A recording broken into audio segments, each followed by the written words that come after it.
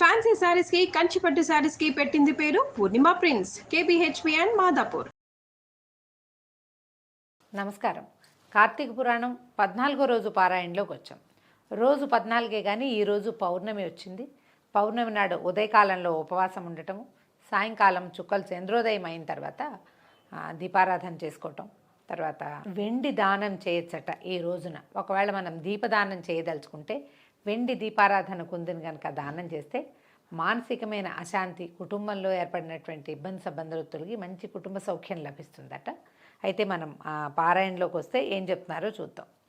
కార్తీక పూర్ణిమ దినమునందు వృషోత్సర్గమును చేయువాడికి జన్మాంతరీయ పాపాలు కూడా నశిస్తాయి. ఈ వృషోత్సర్గం అంటే ఆంబోతుకి అచ్చు వేసి వదిలిపెట్టడం. ఈ మధ్యకాలంలో నేను ఎక్కడా చూడలేదండి. కొన్ని దేవాలయాల్లో కోడలు ఇచ్చే ఆచారం ఉంటుంది. తెలంగాణ ప్రాంతంలో ఉన్న వేములవాడ రాజరాజేశ్వర స్వామి వారి సన్నిధిలో స్వామికి ఒక కోడెని సమర్పించటం, అట్లాంటిది కూడా చేసుకోవచ్చు. శ్రీశైలంలో కూడా ఇవ్వచ్చు. ఏదైనా దేవాలయానికి సంబంధించి మనం ఇలాంటిది ఏదైనా చేయొచ్చు. వృషోత్సర్గము కొంతమంది కలిసి కూడి చేసుకునే సంప్రదాయం కూడా ఇవాళ రేపు కనిపిస్తోంది. ఈ ఆబోతుని అచ్చువేసి ఊళ్ళ మీద వదిలిపెట్టడం అనేది పాతకాలంలో జరిగేది. వ్యవసాయ ఆధారిత ప్రాంతాలుగా ఉండేవి మనవన్నీ. అందరిళ్లలోనూ ఆవులు ఉండేవి, కానీ ఆంబోతులు మాత్రం అచ్చువేసిన ఆంబోతులు తక్కువ ఉండేవి. మిగిలిన వాటన్నిటిని ఎడ్లుగా మార్చేసేవాళ్ళు. సో ప్రత్యేకంగా ఆబోతును వదిలిపెట్టడం అనేది ఇక్కడ కార్తీకంలో చాలా విశేషంగా చేసేది. ఎక్కడైనా గోశాలల్లో గనక అవకాశం ఉంటే ఒక ఆంబోతుకి కావలసిన ఆహార పదార్థాలని మనం పంపించినా కూడా ఈ ఫలితం లభిస్తుందట. స్వర్గంలో ఉన్నటువంటి లేదా పితృలోకాల్లో ఉన్నటువంటి పితరులు మన వంశంలో ఎవడైనా ఒకడు కార్తీక పూర్ణిమ నాడు నల్లని గిత్తని కానీ గిత్త దూడను కానీ లేదా ఆబోతును కానీ విడిచిపెడతాడా? అట్లయితే మనకి తృప్తి వస్తుందని కోరుకుంటారట. పితృదేవతారాధనలో భాగంగా కూడా వృషోత్సర్గం కానీ గోదానం కానీ చాలా విశేషంగా పనిచేస్తాయి. ఇదిగో నల్లటి గిత్త లేదా గిత్త దూడ లేదా ఆబోతు, అవి చాలా విశేషమట. తర్వాత ధనవంతుడు కానీ దరిద్రుడు కానీ కార్తీక పూర్ణిమ రోజున వృషోత్సర్గమును చేయని వాడు యమలోకమందు అంధతామిశ్రం అనేటువంటి నరకాన్ని పొందుతాడు. కార్తీక పౌర్ణమి రోజున వృషోత్సర్గము చేయక గయాశ్రార్థం ఆచరించినా, ప్రతి సంవత్సరము తద్దినం పెట్టినను, పుణ్యతీర్థాలు సేవించినా, మహాలయము పెట్టినను పితరులకు తృప్తి లేదు. ప్రతిసారి మనం కోడల్ని వదలటాలు అవన్నీ మనకి సాధ్యపడవు. ఎవరైనా తాతకి తండ్రులకి తద్దినాలు పెట్టే అవకాశం, అలవాటు, అవసరం ఉన్నవాళ్ళు ఎప్పుడైనా ఒక్కసారైనా ఇలాంటి ఒక కార్యక్రమం చేస్తే మంచిది. ఆ గోదానం కానీ వృషోత్సర్గం కానీ చేస్తే మంచిదట. అయితే ఎన్ని చేసినా అంటే ఇవన్నీ మహాలయం పెట్టడం, పితృదేవతారాధన చాలా చేస్తారు. అంత చేసినా కూడా ఈ గోసంపదల్ని వృద్ధి చేయటం కానీ గోసంపదని దానం చేయటం కానీ చేయకపోతే దాని పూర్తి ఫలితము లభించదు అని శాస్త్రవచనమట. వీటన్నిటికంటే కూడా కోడని నచ్చిపోయటం అంటే ఆంబోతు నచ్చిపోసి వదిలిపెట్టడం చాలా అద్భుతమైన విషయం అని చెప్తున్నారు. గయాశ్రార్థము వృషోత్సర్గము సమానమని విద్వాంసులు చెప్పారు. కాబట్టి కార్తీక పౌర్ణమి నాడు వృషోత్సర్గము చాలా స్వర్గ సుఖాలని అందిస్తుంది. మన పెద్దవాళ్ళందరూ చాలా సంతోషిస్తారట. అనేక మాటలు ఎందుకు, అన్ని పుణ్యాల కంటే అధికమైన ఫలదానం చేయవాడు కూడా దేవ, ఋషి, మనుష్య పితృరుణాల నుంచి విముక్తుడవుతాడు. ఈ కార్తీక పౌర్ణమి నాడు దక్షిణతో కూడినటువంటి ధాత్రీ ఫలాన్ని దానం ఇచ్చేవాడు సార్వభౌముడవుతాడు. ఉసిరికాయలు దానం చేయమని చెప్తున్నారండి. వెండి దానం చేయొచ్చు పౌర్ణమి నాడు. ఉసిరి చెట్టుని చిన్న చిన్న మొక్కలు ఎక్కడైనా కొని తీసుకొచ్చి దానం చేయొచ్చు, మంచిదండి చాలా. ఉసిరి మొక్కలు పెంచుతాం కదా మనం. తర్వాత ఏమో ఉసిరి పళ్ళు, కాయలు కూడా దానం చేయొచ్చు. మనం ఏం చేస్తామంటే ఈ ఉసిరికాయకి పైవైపున పెచ్చు దగ్గర ఎక్కడైతే ముచుకుంటుందో తొడిమి ఉంటుంది కదా, అక్కడ కొంచెం కొద్దిగా ఇట్లా పెళ్ళగించి ఆవునేతిలో నానబెట్టినటువంటి కుంభవత్తిని దాని మీద పెట్టి వెలిగిస్తే విసిరి దీపం చాలా మంచిది ఉసిరికాయది. ఉసిరికాయలు దానం చేసినా కూడా చాలా ఫలితం లభిస్తుంది. మామూలుగా ఇప్పుడు కొంచెం దొరుకుతాయి, కార్తీక మాసంలో ఉసిరికాయలు కనపడతాయి కదా. ముదురు పళ్ళని ఏమన్నా భక్ష్యయోగ్యంగా తినడానికి యోగ్యంగా ఉన్న పండును దానం చేస్తే చాలా మంచిదట. భూమికి ప్రభు అవుతాడట, సార్వభౌముడు అవుతాడు ఉసిరికాయలు దానం చేసేవాడు. కార్తీక పౌర్ణమి నాడు దీపదానం చేసేవాడు విగతపాపుడై పరమపదాన్ని పొందుతాడు. దీపదానం కూడా, ఈ దీపదానాలు కూడా అండి పురాణంలో చెప్పబడింది. అయితే పిండితో దీపం చేసి, బియ్యపిండితో దీపం చేసి, ప్రమిదలాగా చేసి అందులో ఆవు నెయ్యి పోసి దీపం వెలిగించి దాన్ని విప్రుడికి దానం చేయండి అంటారు. అదే ఇవాళ వెండి దానం చేస్తే కూడా మంచిదన్నారు. కాబట్టి మనం ఒక వెండి ప్రమిద, పమిడి ఒత్తు, మన బంగారపు సన్న తీగ అందులో వేసి ఒత్తితో పాటు నెయ్యి పోసి వెలిగించి దానం ఇవ్వాలట. ఈ పౌర్ణమి నాడు దానం చేస్తే విశేషమైన ఫలితం. కార్తీక మాసం అంతా దీపదానం ఫలితాన్ని ఇస్తుందండి. ఈ రోజున చేస్తే ఇంకా కొంచెం ఎక్కువ ఫలితం లభిస్తుంది అనమాట. కార్తీక మాసంలో దీపదానం చేసేవాడికి మనోవాక్కాయ కృత పాపాలన్నీ నశిస్తాయి. మనోవాక్కాయాలతోటి, మనసుతోటి కానీ, కాయంతో కానీ, మాటతోటి కానీ చేసిన పాపాలన్నీ కూడా నశిస్తాయట. కార్తీక పౌర్ణమి నాడు ఈశ్వరలింగ దానమును ఆచరించేవాడు ఈ జన్మమునందు అనేక భోగములను అనుభవించి ఉత్తర జన్మమందు సార్వభౌముడగును. మనం సాలగ్రామ దానం వింటాం కదా, అట్లాగే లింగదానం కూడా చాలా మంచిదట. ఈ నర్మదా బాణలింగాలు దొరుకుతాయి. నర్మదా బాణలింగ దానం చేస్తే చాలా విశేషమైన ఫలితం ఉంటుందట. ఇది దానం అంటే ఎవరికి ఇవ్వాలి, ఎప్పుడు ఇవ్వాలి, ఎవరో ఒకళ్ళకి ఇవ్వచ్చా, ఇచ్చిన తర్వాత వాళ్ళు పూజ చేయకపోతే మనకు తప్ప, ఇలాంటి చాలా ప్రశ్నలు వస్తాయండి. దీనికి ఏంటంటే మనం పురోహితుడిని కనుక సంప్రదిస్తే, దేవాలయంలో ఉన్న అర్చకులను ఎవరినైనా పూజారి గారిని అడగచ్చు. మనకే ఇంటికి ఏదైనా వ్రతాలు నోములు చేయించడానికి సలహాలు సంప్రదింపులకి చేసేటువంటి పురోహితుల్ని కూడా అడిగితే వాళ్ళు సలహా చెప్తారు. ఎట్లా లింగదానం చేయాలి, ఎట్లా మనం సాలగ్రామ దానం చేయాలి, విధి వాళ్ళు చెప్తారు. దాని ప్రకారం చేసుకుంటే మంచిదే. మళ్ళీ మనకి కుశంకలు లేకుండా అనమాట, బోల్డన్న అనుమానాలు వస్తాయి కదా. ఈశ్వరలింగ దానం వల్ల సమస్త పాపాలు నశిస్తాయి, పుణ్యం కలుగుతుంది. కార్తీక మాసమందు లింగదానం చేయకుండా మిగిలిన ఎన్ని ధర్మాలు చేసినా పాపాలన్నీ కరిగిపోవట. ఇది చేస్తేనే అత్యద్భుతం. ఇగో బాణలింగం చేయమంటున్నారు.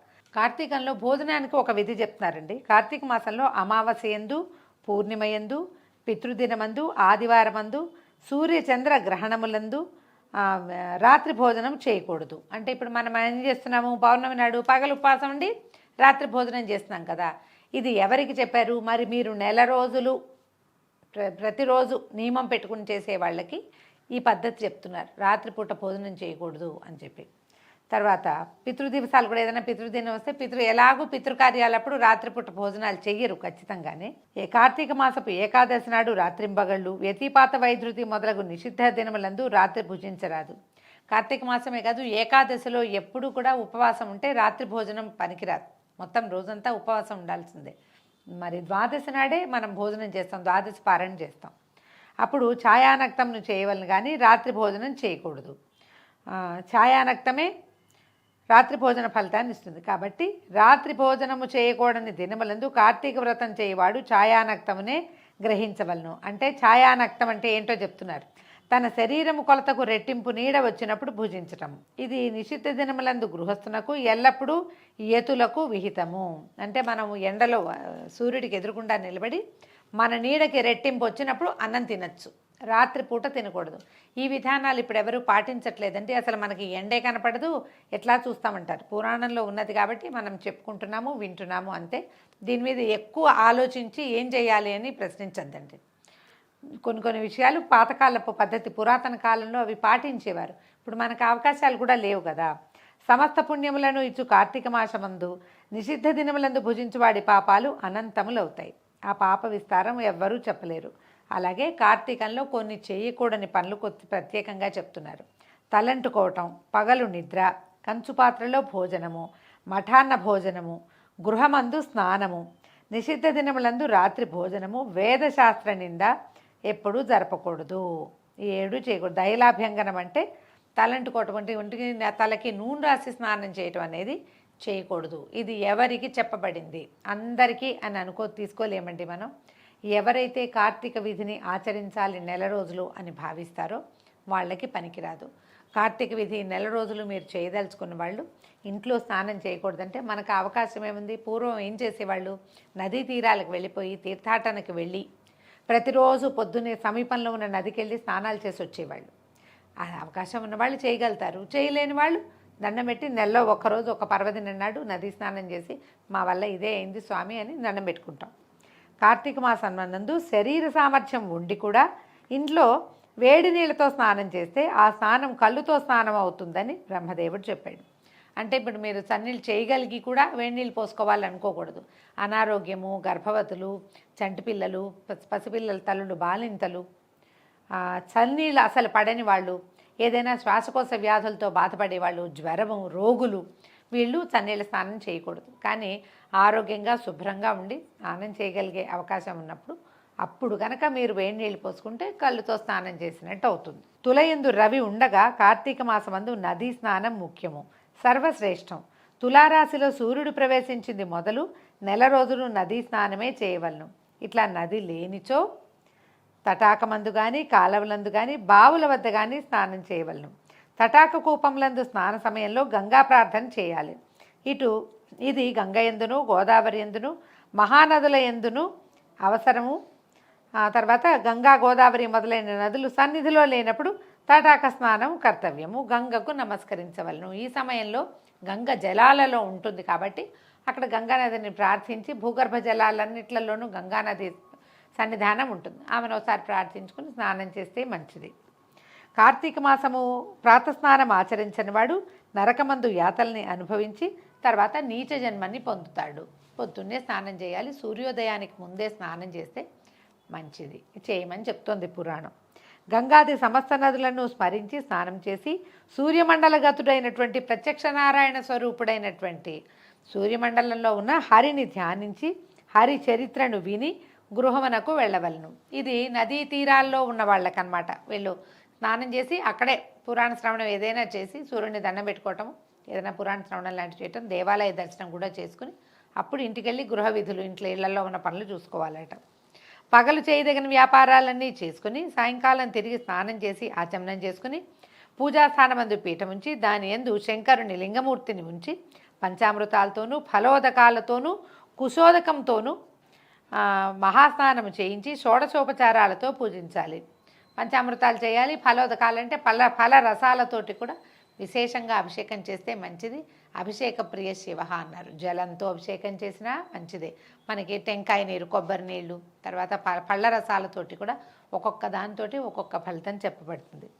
పూజించాలి. శంకరుని ఆవాహన చేయాలి. ఆవాహనం సమర్పయామి. తర్వాత వరుసగా నామాలన్నీ చెప్తున్నారండి. షోడచోపచారాలతోటి శంకరుని అర్చించాలి.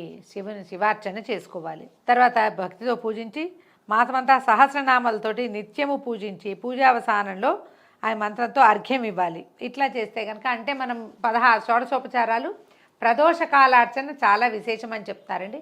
ఉదయకాలం స్నానం చేయటము, సాయంకాలము ప్రదోషకాలార్చన సాయంకాలం వేళ శివుని గారికి అర్చిస్తే చాలా విశేషం అని చెప్తున్నారు. తన శక్తి కొద్దీ దీపమాలలు సమర్పించి శక్తి వంచన లేకుండా బ్రాహ్మణులకి దానం చేయాలి. ఈ ప్రకారంగా కార్తీక మాసం అంతా కూడా బ్రాహ్మణులతో కలిసి నక్తవ్రతాన్ని చేయువాడు 1000 సోమయాగాలు, 100 వాజపేయ యాగాలు, 1000 అశ్వమేధ యాగాలు చేసినటువంటి ఫలితాన్ని పొందుతాడు.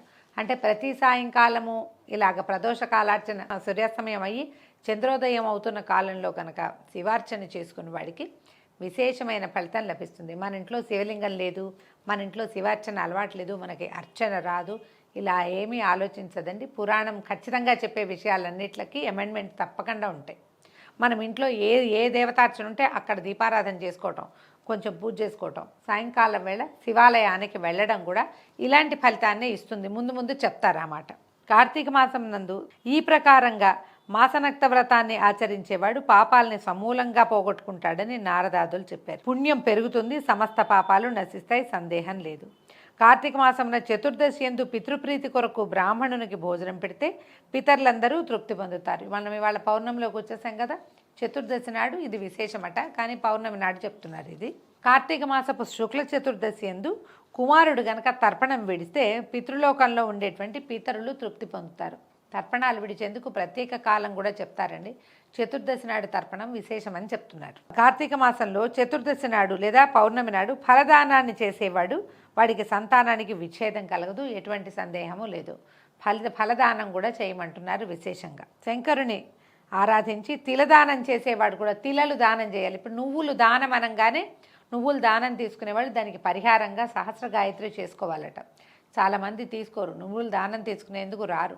అందుకని నువ్వులతోటి ఏదైనా తీయని పదార్థం చేసి అవి పంచిపెట్టినా కూడా వాళ్ళకి దానం పుచ్చుకున్న పరిహారం చేసుకోవాల్సిన శ్రమ ఉండదు, మనకి దానం చేసిన ఫలితం కూడా లభిస్తుందట. సమస్త పాపాలని పోగొట్టేది, సమస్తమైన పుణ్యాల్ని వృద్ధిపరిచేది అయినటువంటి ఈ కార్తీక వ్రతాన్ని చేయవాళ్ళు విగత పాపులై మోక్షాన్ని పొందుతారు. అవకాశం ఉంటే మనకి ఇన్ని రకాలు చెప్పారు. స్నానము, దానము, కథాశ్రవణము, ఎన్ని రకాలు చెప్పారు. దీపదానము, ఉపవాసాలు, దేవాలయ సందర్శనము, తీర్థాటనము, నదీ స్నానము, వీటిలలో ఏది చేసినా కూడా ఇది కార్తీక మాసము, ఇప్పుడు చేయవలసిన విధి అని తెలుసుకొని జ్ఞప్తితోటి జ్ఞానంతో చేస్తే కనుక తప్పకుండా ఫలితం లభిస్తుంది. ఈ అధ్యాయాన్ని ప్రత్యేకంగా ఇది ఇలా చేయటం వల్ల పుణ్యం లభిస్తుంది అని చెప్పబడిన ఈ 14వ అధ్యాయాన్ని విన్న వాళ్ళకి కూడా సమస్త పాతకాలకి ప్రాయశ్చిత్తం చేసుకున్న వాళ్ళు అవుతారని చెప్తున్నారు. దీంతో 14వ రోజు పారాయణ పూర్తయిందండి. రేపు ఉదయం మళ్ళీ 15వ రోజు పారాయణతో కలుసుకుందాం. నమస్కారం.